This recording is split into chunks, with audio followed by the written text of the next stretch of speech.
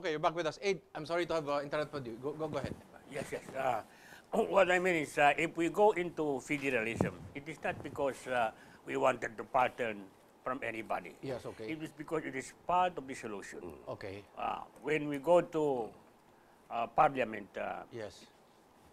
and then eventually to federalism, Yes. the solution is already built in Okay. into the system. Okay. So as long as we believe, as long as we are still in the presidential system of government, We have a problem. yes, we have a problem. Okay. Our enemy is the Constitution itself. Okay. No matter how sincere we are, we are Okay. in addressing the problem, the system does not allow. Okay. Okay.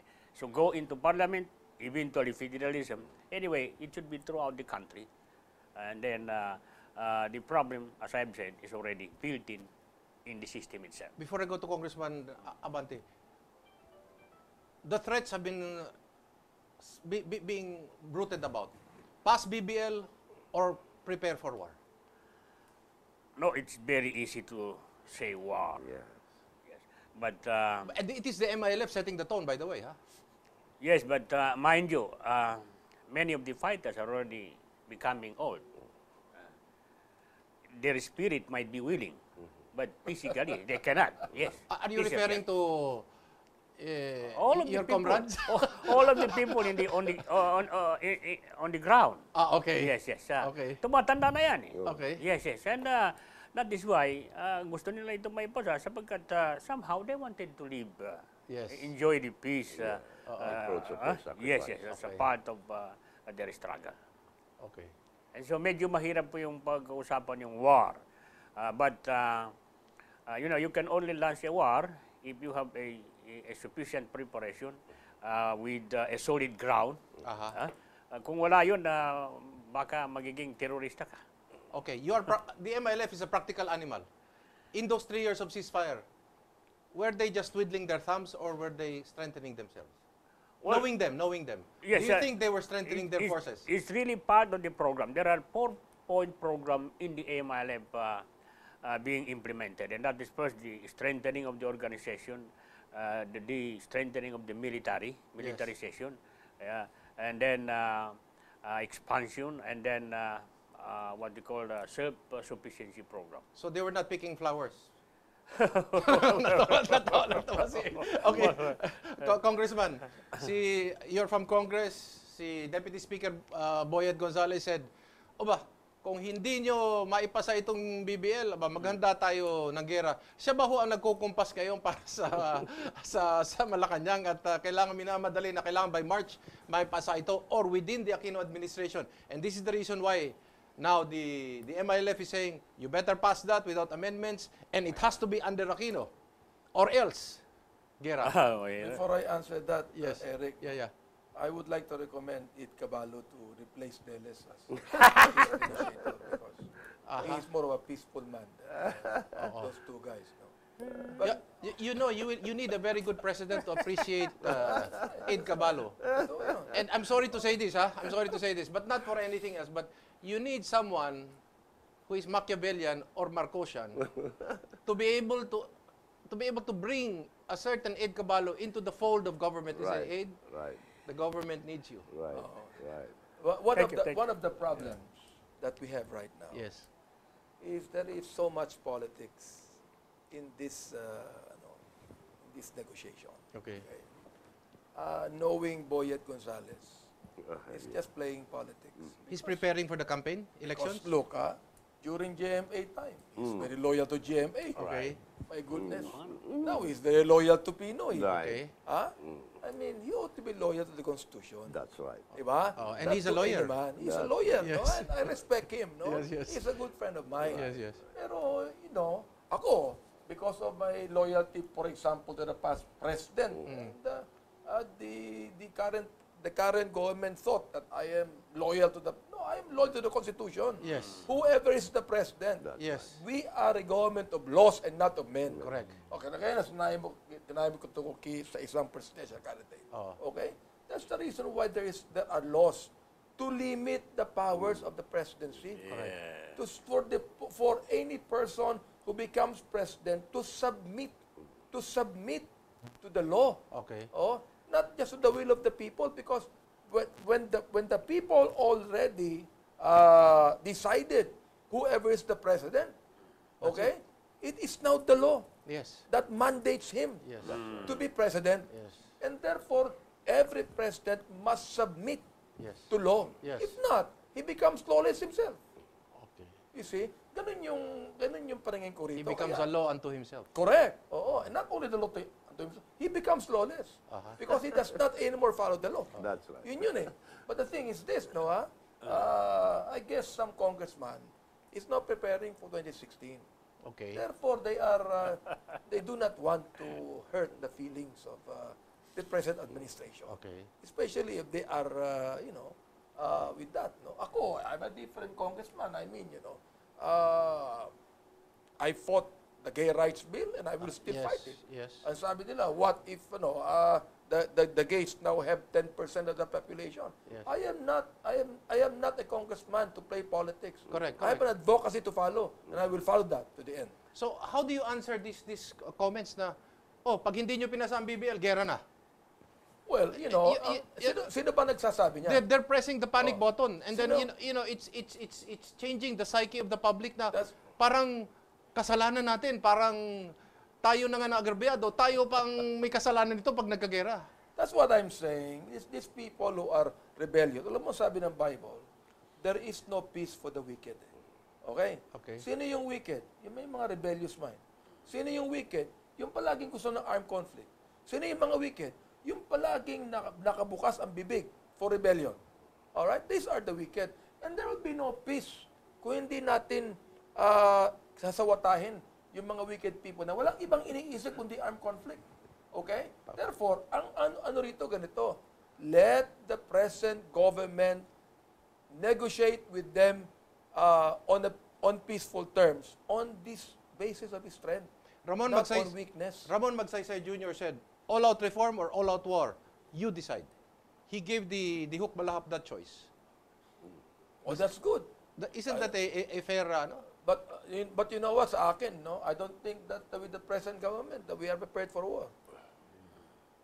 We're not. Is it correct to say, and I will also include aid, Yeah.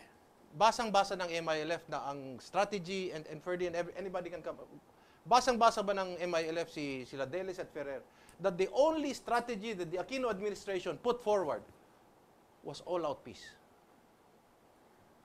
Was that the singular strategy Malinaw. na basa kaagad ng MILF na these people is just for all-out strategy, hindi gera ang handang ibigay?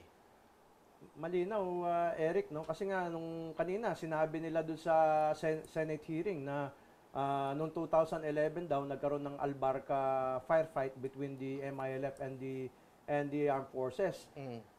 Binaliwala nila, hindi man lang nila binanggit na marami napugutan ng ulo doon eh. Okay. At ang subject ng pursuit operation doon, si Dan Lacsaw Asnawi, siya naman yung leader nung namugot ng ulo nung 14 Marines naman nung 2007 sa Albarca rin. Okay. At ang kasama ni Dan Lacsaw Asnawi nung 2011 ay mga Abu Sayyaf na Okay. terrorist. Aha. Bakit sila binakbakan ng MILF at tinotolerate naman nila Deles at saka ni Ferrer na para bang okay lang yun. So, what are we sending the message? What message are we sending? Na it's open season, it's fair game. Lahat ng PNP, lahat ng AFP, pwede niyong pugutan ng ulo, pwede niyong barilin ng malapitan, pwede niyong patayin kahit na wala nang kalaban-laban, at walang makukulong. Walang makukulong.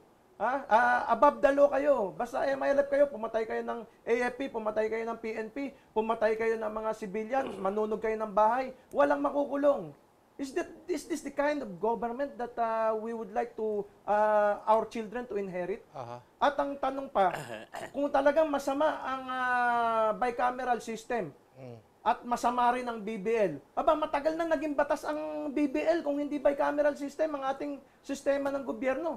At noong 1971 CONCON, let us not forget na umalingaw-ngaw na ang Malaysia mismo ang nagbibigay ng lobby money sa mga CONCON delegates di umano para ipasa ang federal parliamentary system. Bakit gusto ng Malaysia ang federal parliamentary system for the Philippines? At kung gusto ng Malaysia yan, bakit naman natin gugustuhin?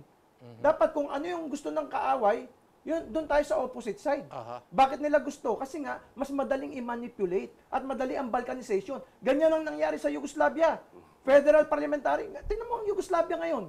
Aha. Watak-watak. Ang Kosovo, pinasok ng mga Amerikano. Hindi makapasok yung Yugoslav Army. Nag-declare ng independence ang Kosovo. Meron ba nagawa ang Yugoslav Army? Ano natira sa Yugoslavia? Serbia.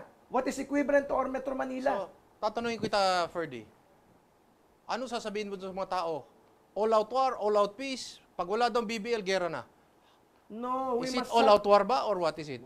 It's not that simple. We have an alternative. We can have peace without war with a genuine peace process that will include Sabah. Why? Because the Supreme Court said, GR number 187167, Sabah belongs to the Philippines. Okay. Why are we ignoring the Supreme Court? Okay.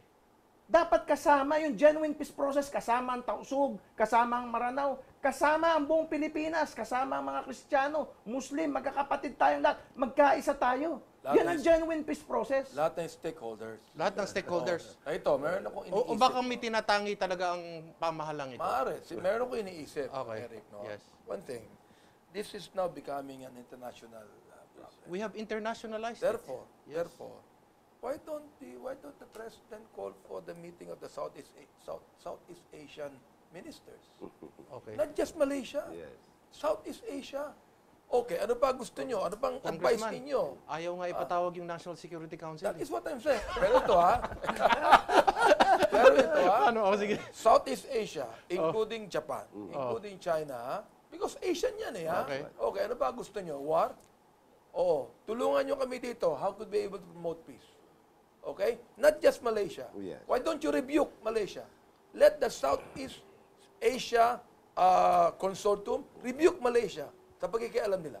Mahirapan Alright. mo yata. Ha? Kasi China and Malaysia have an oil deal The ongoing. thing is, this is now, Eric, iba na ang problema ito, no? Ha? This is now an Asian problem. This Okay. is not just a Philippine problem. Now, no? Nakikialam ang Malaysia eh.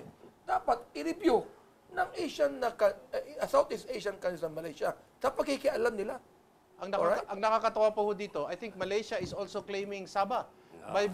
Is claiming West Philippine Sea Yes. by virtue of a spurious title over Sabah. Over Sabah. By territorial That's right. extension. That's Yun ang dahilan kung bakit gusto nila ang BBL. Aside Yun from ang dahilan. That's right. Oo.